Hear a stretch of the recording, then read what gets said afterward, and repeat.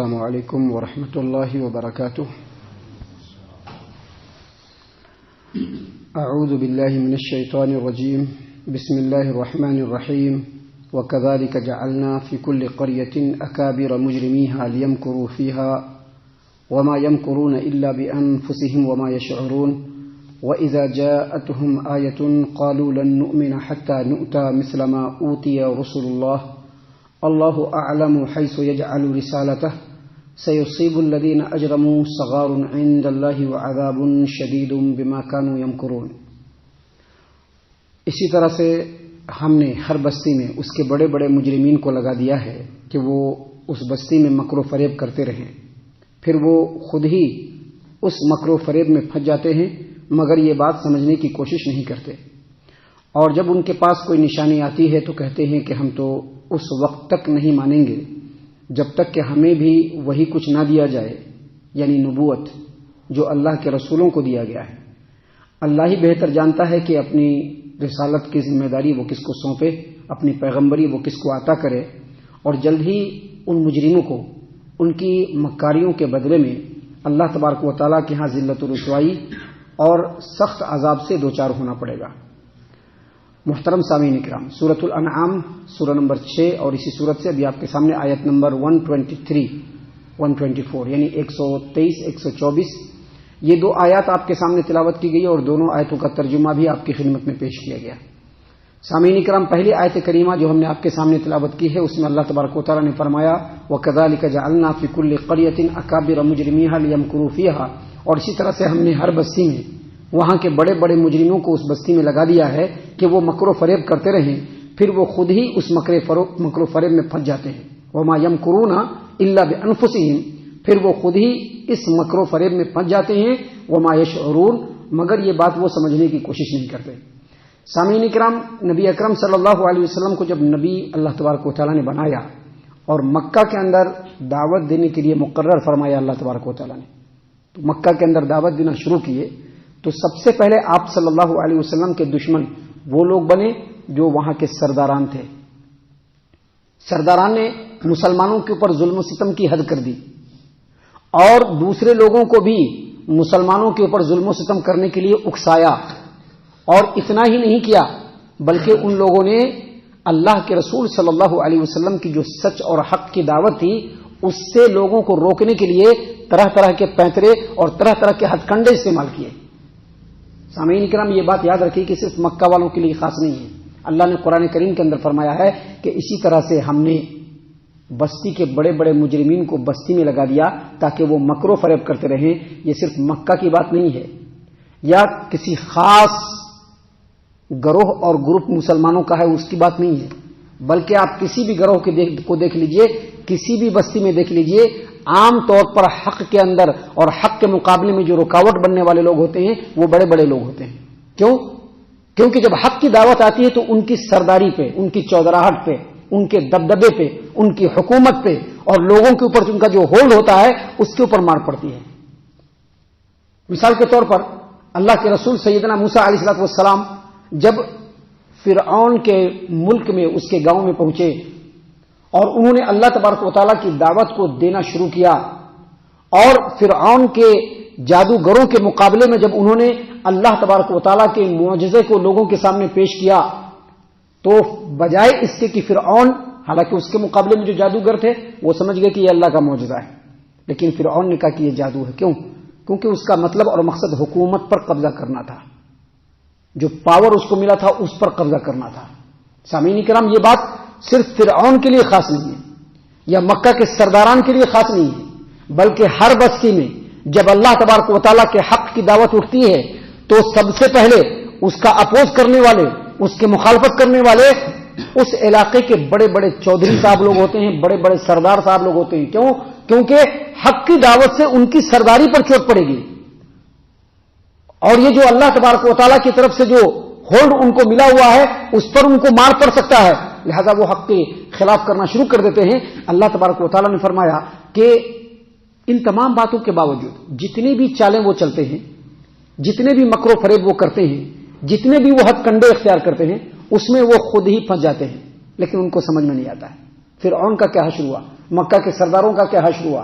آپ جس زمانے میں بھی اٹھا کر کے دیکھ لیجئے، ہر زمانے میں اسلام کے خلاف چال چلنے والوں کا کیا حشر ہوا.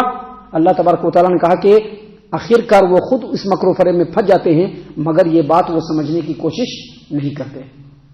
سامعین کرام، اس کے بعد اللہ تبارک و تعالیٰ نے فرمایا وَإِذَا جَاءَتْهُمْ آيَةٌ قَالُوا لَن نُؤْمِنَ حَتَّى نُؤْتَى مِثْلَ مَا أُوتِيَ رُسُلُ اللَّهِ.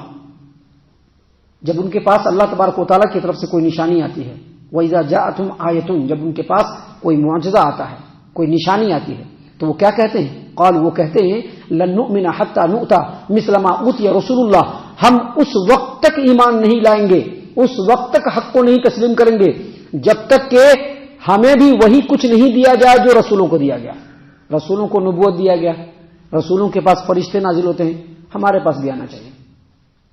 دیکھیے مکہ والوں کے سامنے ان لوگوں نے ڈیمانڈ کیا کہ یہ جو چاند ہے اس کو 2 ٹکڑے کر کے دکھلائیے. جب چاند کو 2 ٹکڑے کر کے دکھلائے تو کیا کہا؟ یہ جادو ہے.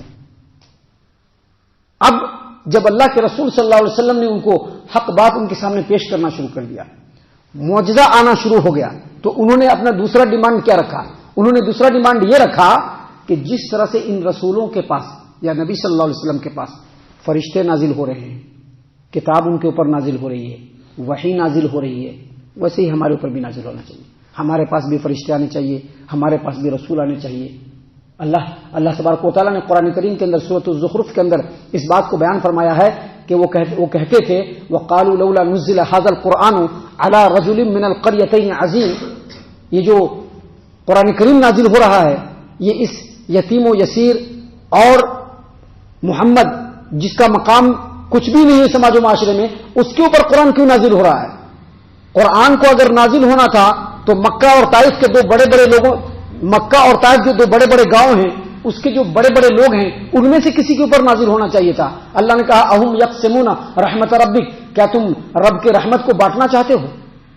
دراصل یہ ایک بات ہوتی ہے جو بڑے بڑے لوگوں کے دلوں میں ہوتی ہے کہ یہ ساری چیزوں کی جو اصل حقدار ہے، اس ساری چیزوں کے جو اصل حقدار ہیں وہ ہم لوگ ہیں. یہ بڑے لوگوں کے اندر یہ ایک فطرت ہوتی ہے کہ ان چیزوں کے حقدار ہم لوگ ہیں، ہم کو یہ ملنا چاہیے.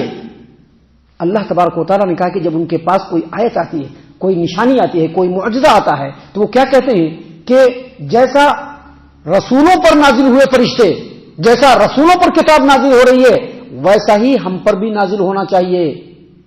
اللہ تبارک و تعالیٰ نے فرمایا اللہ اعلم حیث یجعل رسالتہ، اللہ جانتا ہے کہ رسالت کے بوجھ کو کون اٹھا سکتا ہے. ہر کوئی نہیں اٹھا سکتا ہے. یہ رسالت اللہ تبارک و تعالیٰ کی طرف سے خاص وہبی چیز ہے جو محنت و مشقت اور ریاضت سے نہیں ملتی ہے. جو نبی ہوتے ہیں بچپن میں ہی، ان کے پیدائش کے وقت ہی اللہ تبارک و تعالیٰ ان کے دلوں میں وہ قوت، وہ طاقت، وہ استعداد ڈال دیتا ہے کہ جس سے وہ وحی کے بوجھ کو سمجھ سکے. یہ اللہ تبارک و تعالیٰ کی طرف سے ملتی ہے. کوئی خاندانی ہونے کی وجہ سے یا کوئی بڑا ہونے کی وجہ سے یا مالدار ہونے کی وجہ سے، چودھری ہونے کی وجہ سے اس چیز کو نہیں لے سکتا. یہ اللہ کی طرف سے ہوتی ہے. اللہ تبارک و تعالیٰ نے فرمایا اللہ اعلم حیث یجعل رسالتہ، اللہ تبارک و تعالیٰ خوب جانتا ہے کہ اللہ تبارک و تعالیٰ کی طرف سے جو پیغمبری عطا ہوتی ہے وہ کس کو عطا ہوگی. اور آگے فرمایا سیصیب الذین اجرموا صغار عند اللہ وعذاب شدید بما كانوا یمکرون. اور عنقریب جو لوگ مجرمین ہیں ان کو ان کے مکر و فریب کے بدلے میں اللہ تبارک و تعالیٰ کے ہاں ذلت و رسوائی بھی اٹھانی پڑے گی اور سخت عذاب سے دوچار بھی ہونا پڑے گا. کیونکہ یہ ساری مکاری اس لیے کر رہے ہیں کیونکہ ان کے اندر فخر ہے، ان کے اندر غرور ہے، تکبر ہے. یہ نہیں چاہتے کہ ہمارے مقابلے میں کوئی آگے بڑھے، اس لیے اسی غرور اور تکبر کی بنیاد پر یہ اس طرح کی حرکت کر رہے ہیں. سامعین کرام، دونوں آیتوں کے اندر جو سب سے بڑی بات اور سب سے صحیح بات جو ہمارے لیے ہے، جو ہماری نصیحت کے لیے، وہ یہ کہ اگر ہمارے پاس حق آئے تو پہلی فرصت میں ہمیں حق کو تسلیم کرنا چاہیے. یہ سوچ کر کے کہ ہاں ہم کیسے حق تسلیم کریں، ہاں ہمارا ایسا ہے. اگر یہ سوچ کر کے حق بات کو ہم تسلیم نہیں کرتے ہیں تو سمجھ لیجئے کہ ہمارے اندر بھی کہیں نہ کہیں وہ چیز پائی جاتی ہے جن چیزوں کی طرف اللہ تبارک و تعالیٰ نے ان آیتوں کے اندر اشارہ فرمایا ہے. اللہ تعالیٰ سے ہم دعا کرتے ہیں کہ اللہ تعالیٰ ہم تمام کو ان تمام باتوں کے اوپر خوب غور و فکر اور تدبر کرنے کے ساتھ ساتھ ان باتوں کے اوپر عمل کرنے کی بھی توفیق عنایت فرمائے. آمین. اللہ تعالیٰ ہم تمام کو صحیح معنوں میں پکا سچا مومن مسلمان بنائے اللہ اور اس کے رسول صلی اللہ علیہ وسلم کی اطاعت و فرما برداری کرنے والا بنائے، صحابہ کرام رضی اللہ عنہم کے طریقے پر چلنے والا بنائے، جنت الفردوس میں جگہ عطا فرمائے۔ اے اللہ ہم تمام کو جہنم سے پناہ دے، اے رب العالمین ہم تمام کو جہنم سے پناہ دے، اے مالک الملک ہم تمام کو جہنم سے پناہ دے، آمین یا رب العالمین۔ وما علینا الا البلاغ المبین۔ تبارك الذي نزل الفرقان على عبده ليكون للعالمين نذيرا